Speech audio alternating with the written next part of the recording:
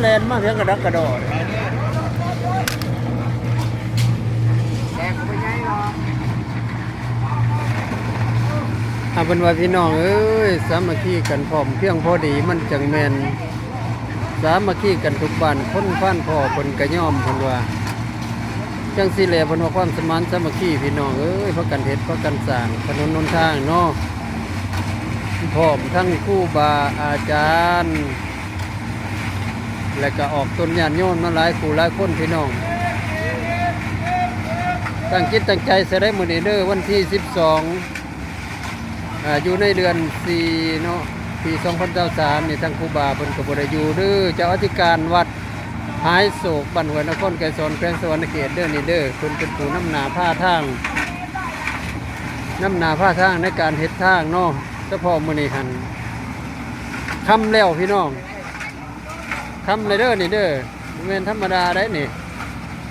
ตกอยู่ในอัน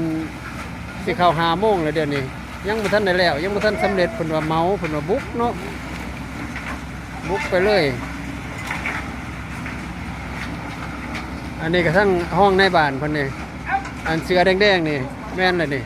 อันนี้ก็ทั้งอันครูอาจารย์เพิ่นนี่เพิ่นก็มาซอยได้ครูอาจารย์เพิ่นน่ะ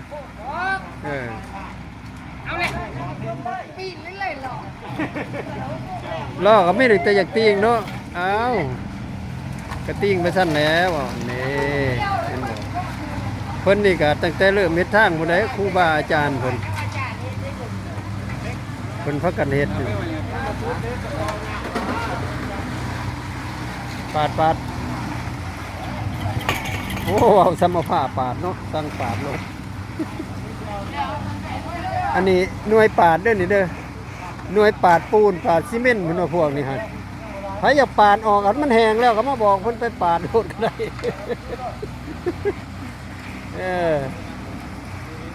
เอาในใดก็ตามเด้อมื้ออื่นนี่ร่วมจิตร่วมใจใส่ในเด้อพี่น้องเด้อซอยกันเด้อมื้ออื่นเนาะมื้ออื่นเป็นมื้อสุดท้ายในการเฮ็ดเฉพาะปีนี้เนาะปีหน้าจะเอาใหม่เพิ่นว่า